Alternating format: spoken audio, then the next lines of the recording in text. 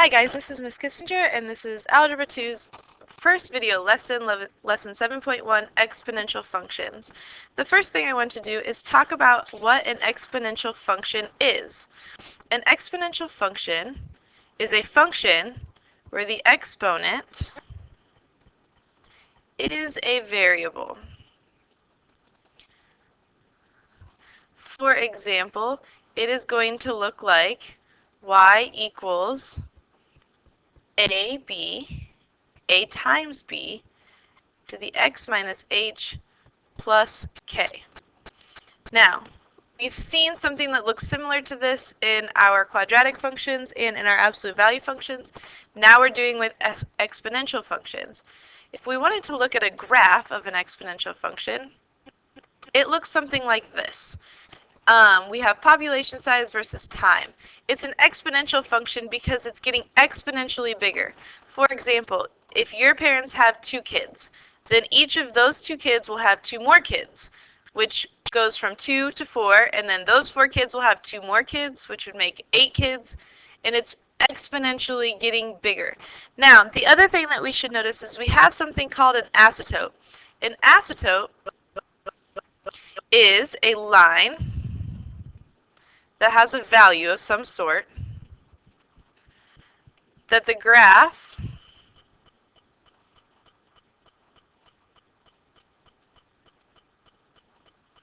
appears to touch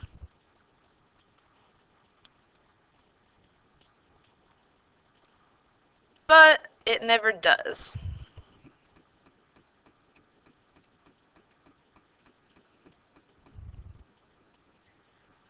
For example, in population size versus time.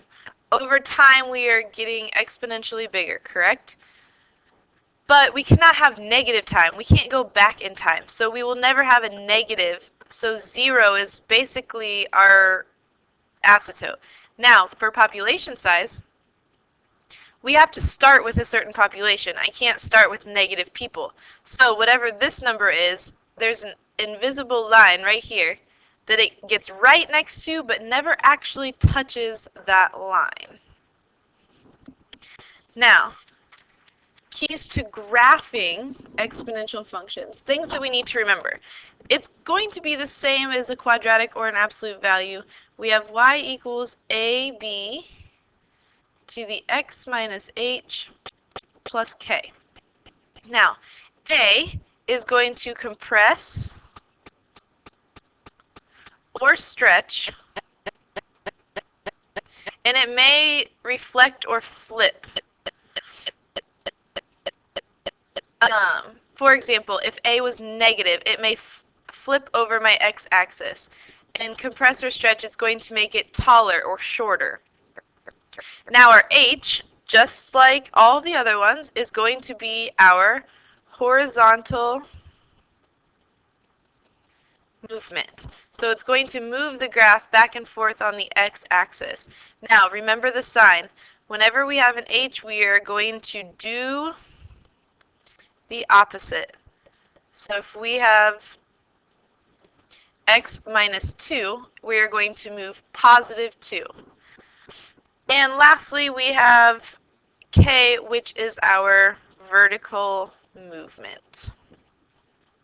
Now, moving into how to graph.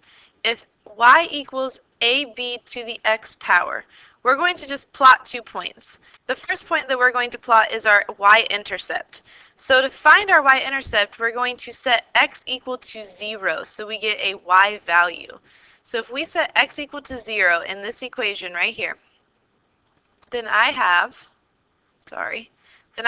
y equals ab to the 0 power.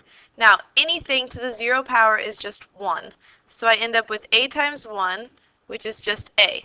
So my y-intercept is just my a value, or my point is 0a. I have 0 for x, which we plugged in, and a for my y value. And then I'm just going to do another point. So you're just going to pick an x value,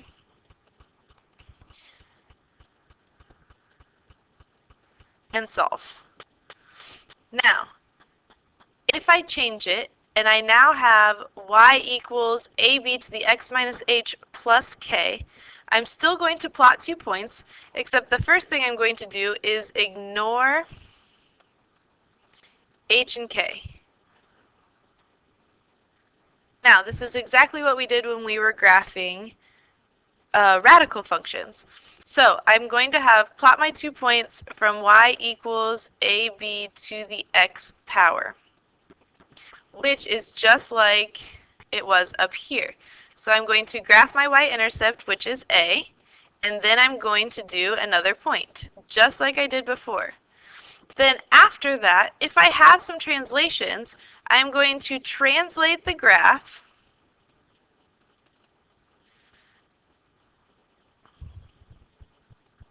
by moving horizontally by h units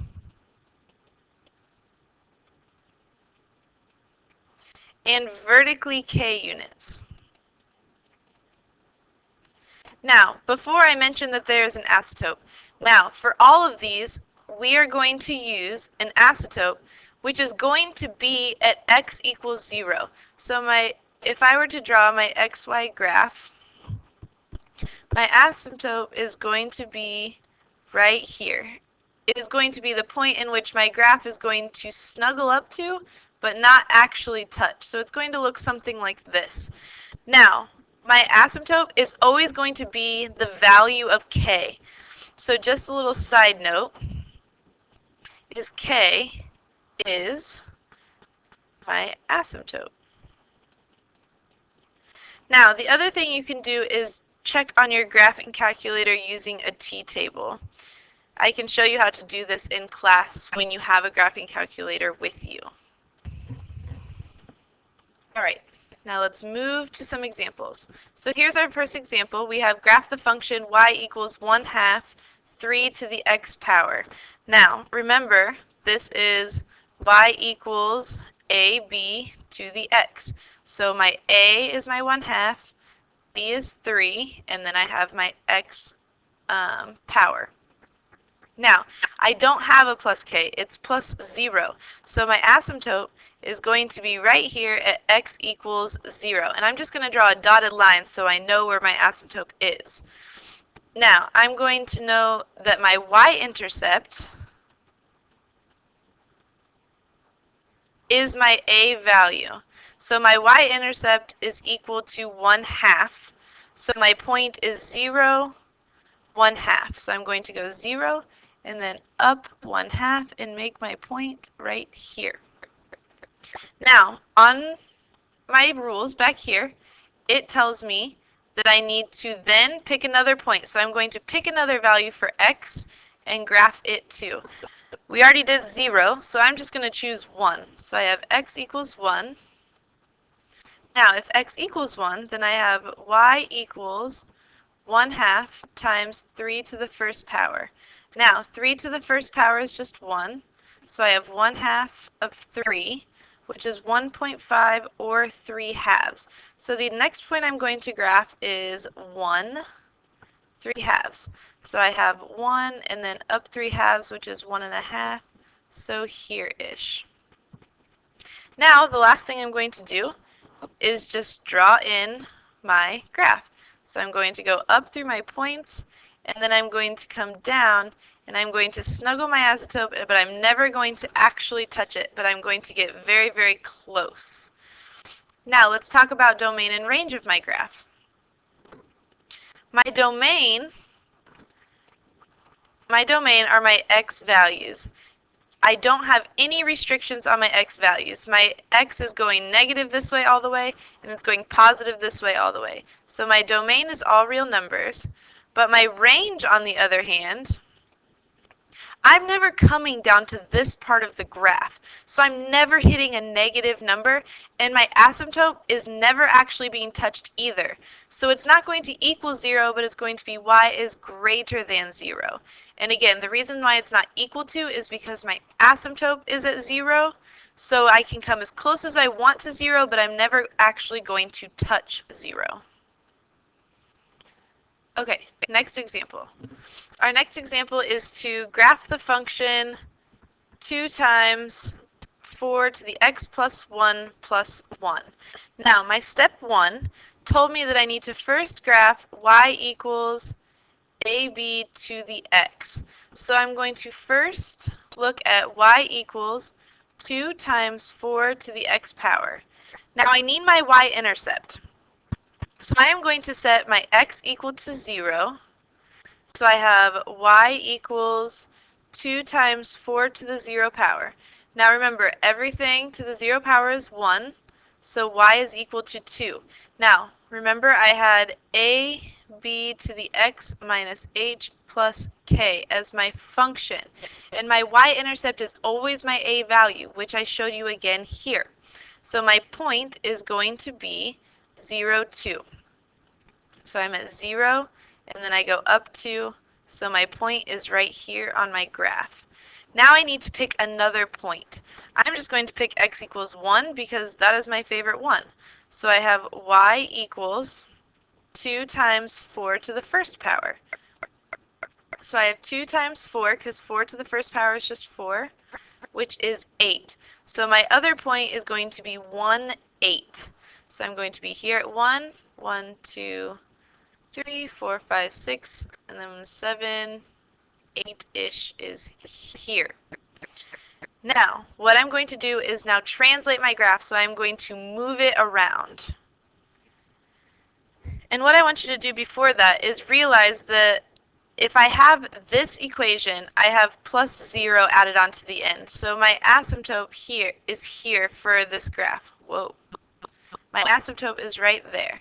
So my graph a b to the x is going to look like this.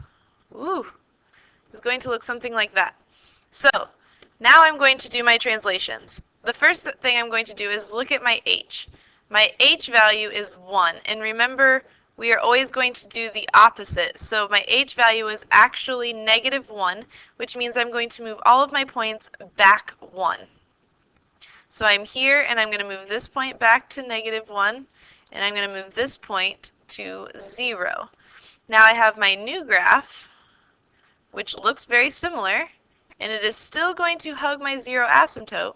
It's just moved back a little bit. Now, and the last thing I'm going to do is do my vertical shift of 1. So my k is equal to positive 1. So that means I'm going to move everything up 1, including my asymptote, because remember, my asymptote is equal to k. So my asymptote now is right here, going this way. And then I'm going to shift this value up 1, and I'm going to shift this value up 1. So this is going to go here, and it's going to hug my new asymptote here. Now, if you didn't understand that or didn't follow it, watch it again and try to understand it the second time. Because the next example, I want you to try to do this one by yourself. The only thing I want to point out on this one is you have y equals a times b to the x plus, or x minus h plus k. Notice that my b is 3. So my a is just going to be 1. Now finish this problem and I will check it tomorrow in class. Now, moving on to word problems that have to do with exponential growth models. Alright, now I'm given my equation here, and I have y equals a times 1 plus r to the t, where a is my initial amount, r is my percent increased as a decimal, and time is, or t is time. So our problem says, in 1996, there were 2,573 computer viruses and other computer security incidents. During the next 7 years, the number of incidents increased by 92% each year.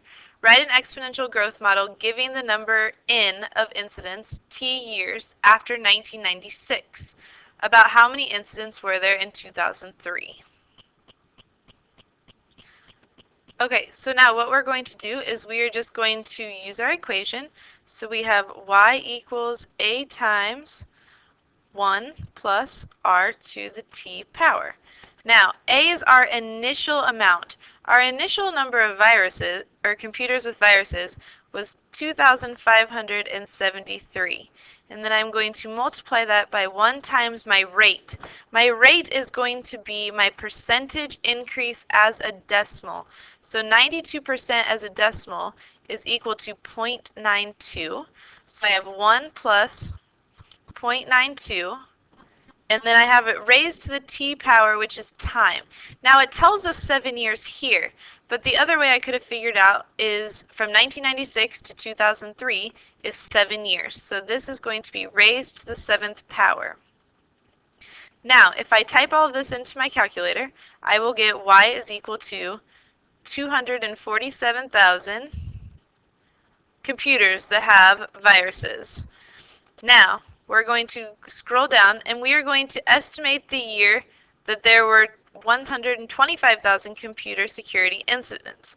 So, we know that our Y, or our number of incidents, is 125,000, is equal to our initial, which is still the same, we still have 2,573, times 1 plus, and we have our rate, which is still 0.92, because our rate is not changing. We're just going to try to figure out how or what year it was that we had 125,000 computer security incidents. So our variable is going to be t. So I have 125,000 equals 2,573 times 1.92 to the time, or to time. Now I'm going to divide 125,000, or 100, yeah, divided by 2,573, and I'm going to get about 48.58 equals 1.92t. Now, I just want you to graph this, and if we graph it, then we can figure out what the value, or what time was. And we're not going to graph it right now, but if you graphed this value, we would be able to estimate the year that there were 125,000 computer security incidents. Now, the last thing I want you to do is attempt to do this problem. It is a compound interest problem. It gives you what all of your variables mean and your equation. I want you to try to plug this in and find our compounded interest quarterly. After that, you are done, and I will see you on Monday.